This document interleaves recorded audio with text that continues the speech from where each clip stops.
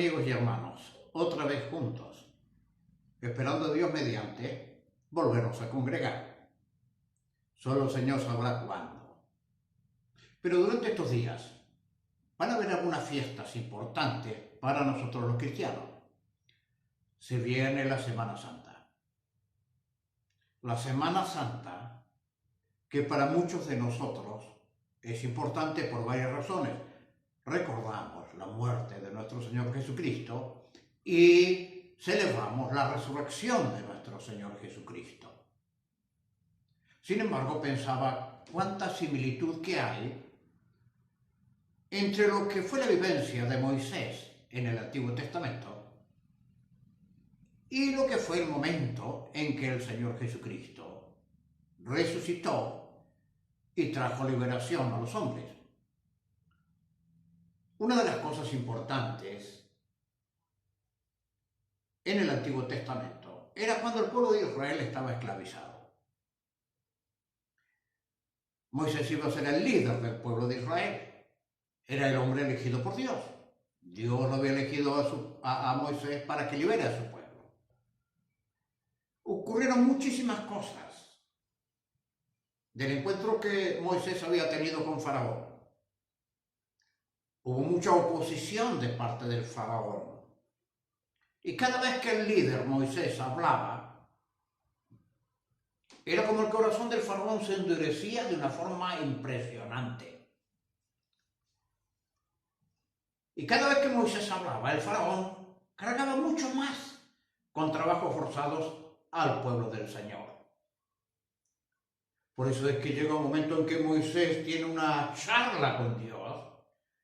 Y en el capítulo 6, Moisés le está preguntando por qué razón.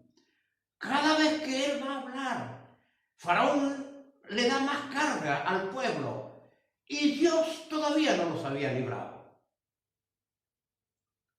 A lo que Dios recuerda el pacto que había tenido con sus siervos, tanto con Abraham, Isaac y Jacob. Y les había hecho una promesa en cuanto a su descendencia. Pero esa descendencia ahora estaba esclavizada en Egipto. Necesitaban ser liberados. Y Dios dice que yo he oído el gemido de los hijos de Israel, a quienes hacen servir los egipcios. Y me acuerdo de mi pacto. El pacto que tuvo él, tanto con Abraham, con Isaac y con Jacob. Había tenido un pacto. Le había prometido a Abraham que iría a ser millones. Y ese pacto lo trajo hasta este tiempo. Este tiempo en que el pueblo está esclavizado, Dios se acuerda de su pacto y Dios va a hacer algo con ellos. Entonces Dios le da una orden a Moisés.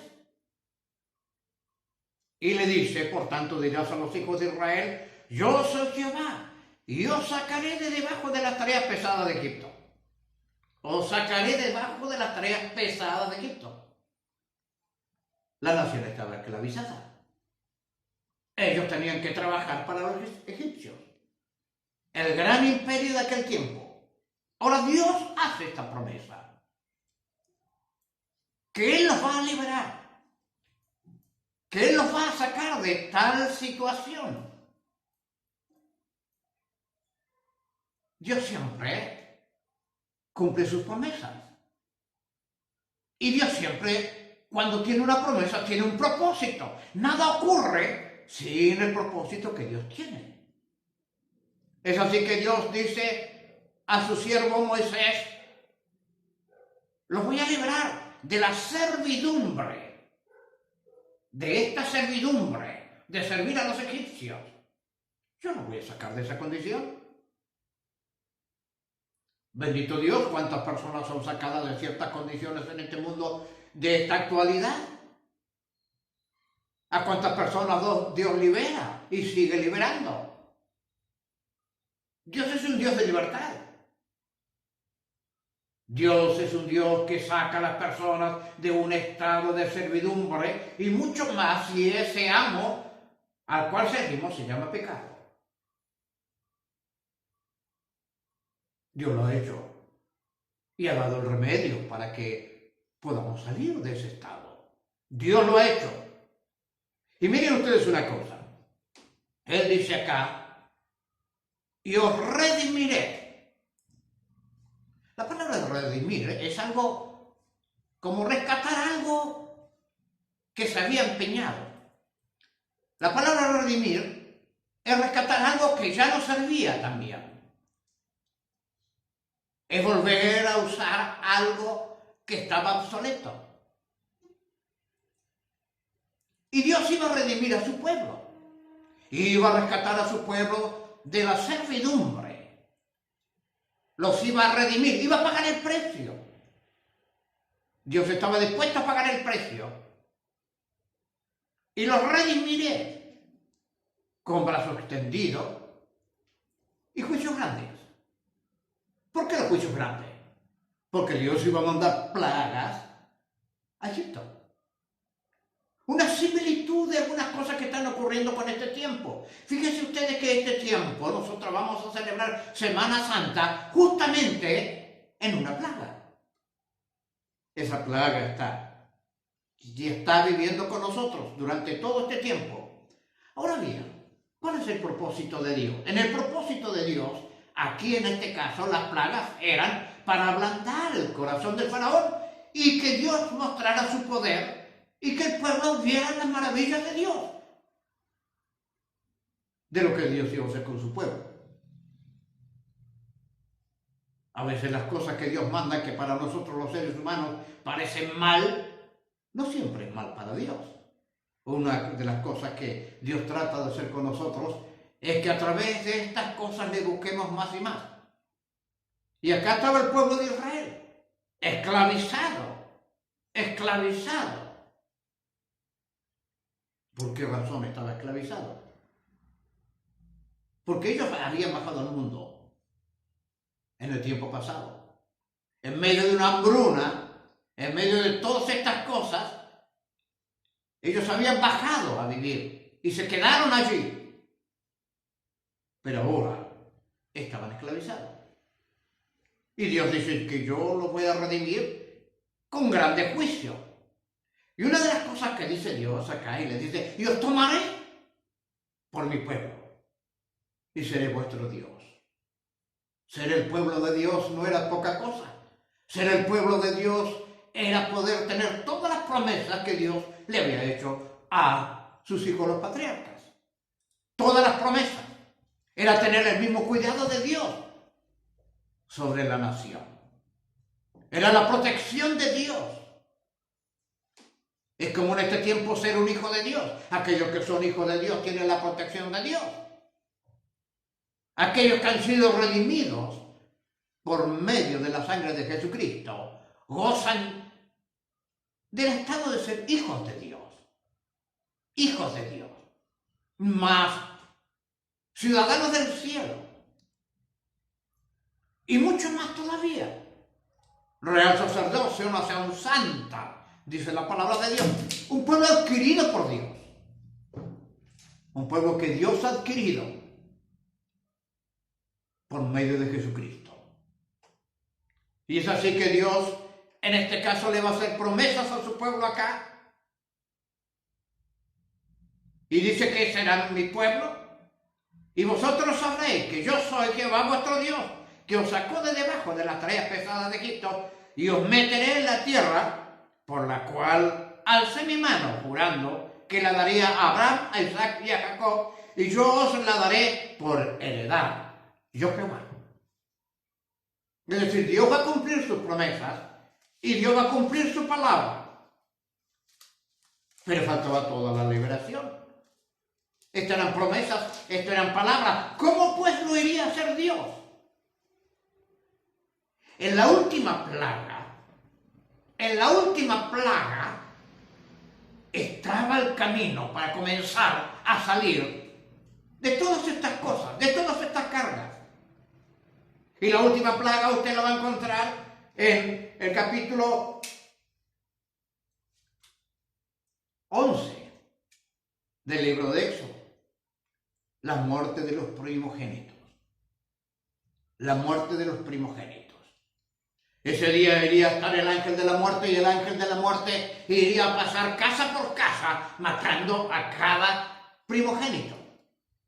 Ya sea un bebé, ya sea un hombre grande, maduro, pero era primogénito. Ya sea un animal, era primogénito. El primer ser que haya nacido era un primogénito. No importa que hubiera tenido 70 años. No importa que tenga un mes. Ese iba a morir. Iba a ser muy triste para la familia de los egipcios. Lo cierto es que no es nada agradable. Muy triste. Es muy triste que se te muera el primer hijo. Es muy triste, pero eso iba a ocurrir. Eso iba a hacer que el corazón realmente del faraón se ablande porque le iba a tocar su propio hijo. Y su propio hijo iba a morir. Y mucho más, eso iba a hacer que el faraón se apure a que los judíos salgan. Ahora bien, los judíos también tenían primogénitos. ¿Cómo iba a ser Dios la redención de los primogénitos de los judíos? Entonces ahí es que Dios ordena lo que llamamos una Pascua. Por primera vez se hace aquí, en esta tierra de Egipto, la primera Pascua, la cual iría a ser instituida después como una de las grandes fiestas para los judíos. Pero Dios iba a elegir algo especial, mirando al futuro. Dios iba a pedirle a los judíos que maten un cordero. Un cordero. Y que ese cordero había que comerlo. Pero la sangre del cordero era realmente la salvación. ¿Por qué razón? Porque los judíos tenían que pintar el marco de la puerta con sangre. Para que cuando pase el ángel de la muerte, o el ángel que traía la muerte, viera la señal. Por eso es que en el libro de Éxodo 12, versículo 13, dice: y la sangre os será por señal en la casa donde vosotros estáis. Cada judío tenía que poner allí, en el marco de la puerta, la sangre. Y mientras yo leía este pasaje pensaba, ¿y si no lo hacía? ¿Y si no lo hacía? La sangre no iba a estar. Y si no lo hacía, corría el riesgo de que también su primogénito muera. Pero lo cierto es que ellos habían entendido que era la nación de Dios, que era el pueblo de Dios y que tenían que ser liberados. De hecho lo hicieron, y lo hicieron voluntariamente, y lo hicieron por necesidad. Y lo hicieron porque era la única forma de salvarse. Y el ángel pasaba aquella noche con toda la mortandad, pero donde veía la sangre, el ángel no entraba. No entraba. Pero fue un acto voluntario de cada hogar de los judíos hacer eso también. No solamente un mandato, porque muchas veces tenemos un mandato, pero si queremos lo cumplimos. Y al no cumplirlo, por supuesto que vamos a pagar las consecuencias. Si usted quebranta una ley, va a tener que pagar las consecuencias. Y acá también tendrían que pagar las consecuencias. Pero nadie quería que eso ocurra.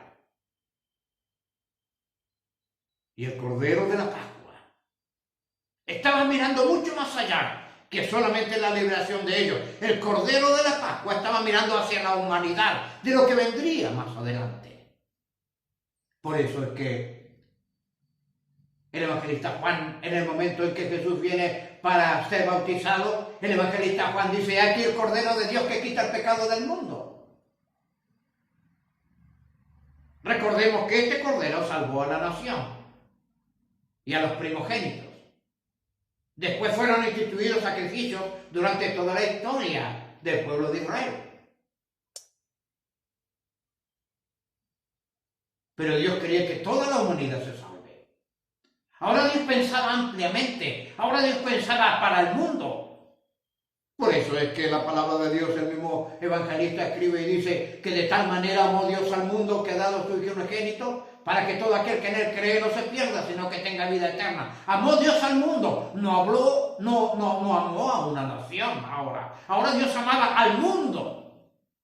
Y venía un cordero para salvar al mundo de la pesada carga de la esclavitud del pecado.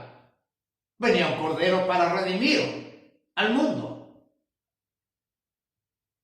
Por eso Juan mira a Jesús y le dice: aquí el Cordero de Dios que quita el pecado del mundo. Qué cosa interesante eso. No que quita el pecado de Israel, sino que quita el pecado del mundo. Por eso es que la Biblia dice: a los suyos vino y los suyos no le recibieron, mas a todos los que le recibieron les dio potestad de ser hechos hijos de Dios. Es decir, que este Cordero que vino al mundo a visitarnos, Juan habla de que vimos su gloria, gloria como la del unigénito del Padre, lleno de toda la santidad. Toda la gloria de Dios había bajado a visitar al hombre. Y Jesucristo se convierte en el Cordero. El Cordero quería ir a la cruz del Calvario. El Cordero que iría a llevar el pecado del mundo. Ya no era una nación, ahora es el mundo. Él es el Cordero que murió por la humanidad. Él es el Cordero que está y ha hecho un sacrificio para que usted sea salvo. Él es el Cordero perfecto que hizo que Dios pueda redimir a las personas. Él es el Cordero que murió por el pecado del mundo. Por eso Cristo es nuestra Pascua. Por eso Cristo es el Cordero que nos ha salvado del pecado y de la esclavitud del pecado. Celebramos la Cena del Señor, recordando ese momento, cuando Él hizo un nuevo pacto. El pacto que es el pacto de la fe. El pacto que es el pacto que Cristo murió por cada uno de nosotros. Llevó nuestros pecados a la cruz. Miramos la cruz de Cristo donde Él murió y nos damos cuenta que Él pagó el precio por nosotros. Por eso el evangelista dice: mas a todos los que le recibieron, a los que creen en su nombre, les dio potestad de ser hechos hijos de Dios. Usted tiene la libertad de recibirle o rechazarle. Él es el Cordero que vino al mundo para salvarle de todos sus pecados, para sacarle de la esclavitud del pecado, para darle libertad. Él es el Cordero que cargó la culpa suya en la cruz y lo colocó allí en la cruz y murió por usted para que usted sea salvo. Los judíos podían optar entre poner la sangre o no. Lo mismo pasa con nosotros. Nosotros optamos en este tiempo de tener a Cristo en el corazón o no.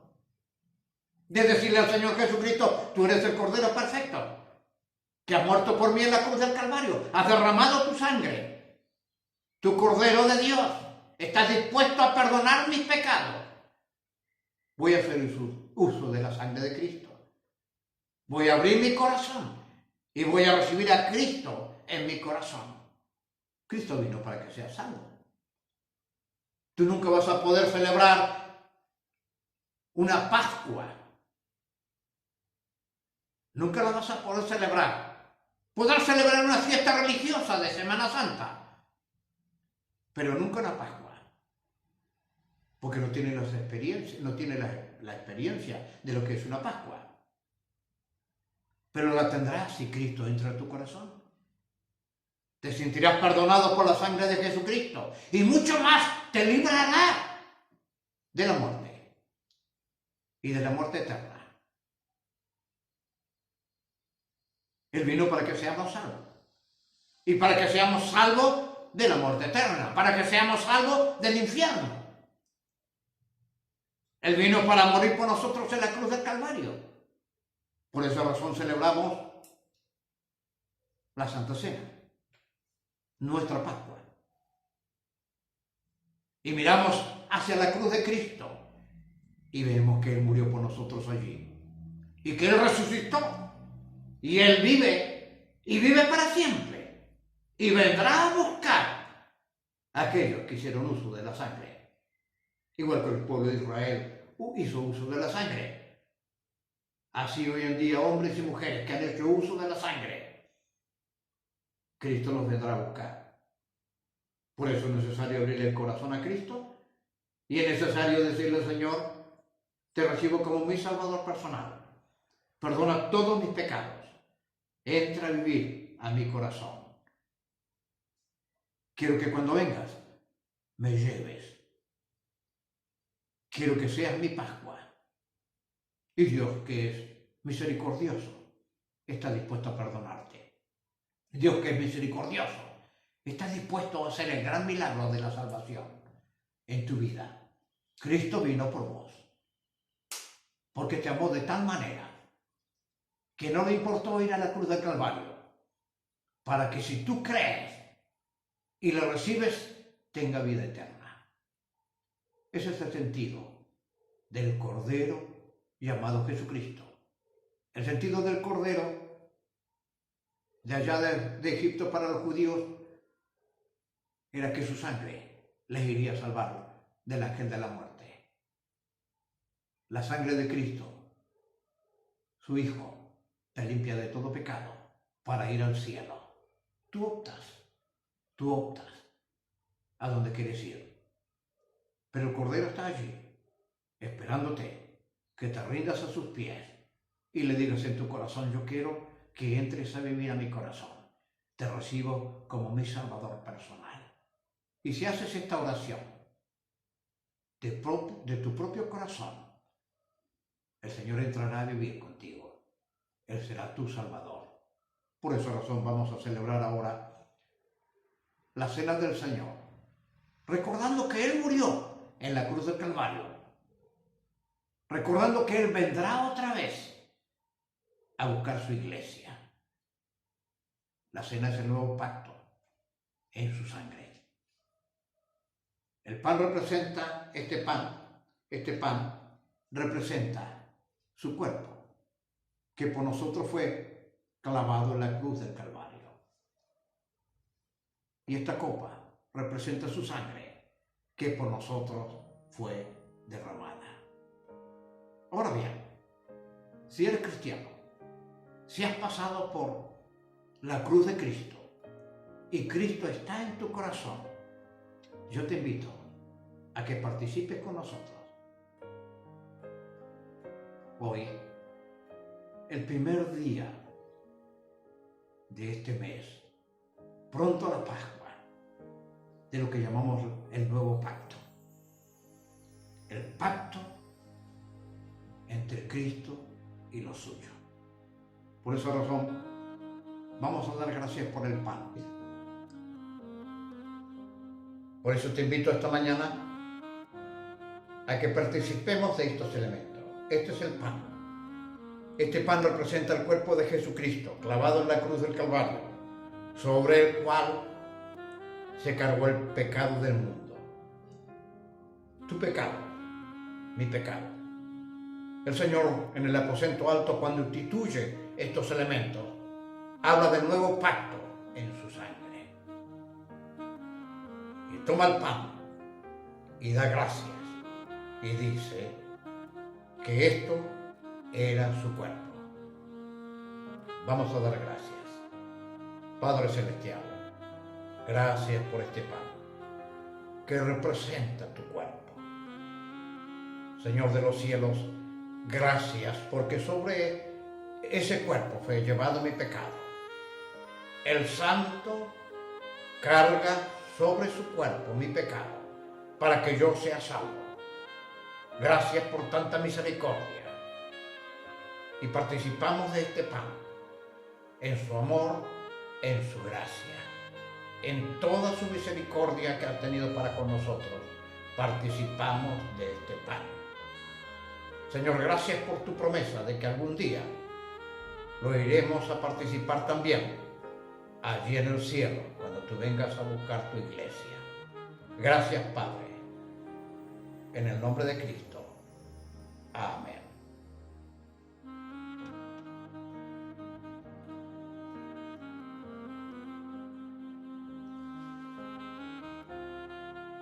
¿Se ve?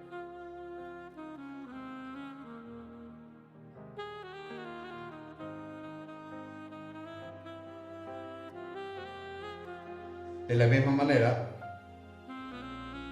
el Señor toma la copa y dice que la copa era el nuevo pacto en su sangre. Dice que lo hagamos en memoria de Él, pero vamos a dar gracias por esto. Señor, gracias por esta copa que representa la sangre de Cristo Jesús, que fue derramada en la cruz del Calvario, para que por esa sangre seamos salvos. Gracias, Padre Celestial, porque solo la sangre de Cristo es eficaz y perdona todos nuestros pecados. Gracias porque por su sangre hemos sido hechos limpios. Gracias, Señor. En el nombre de Cristo. Amén. Y así lo hacemos.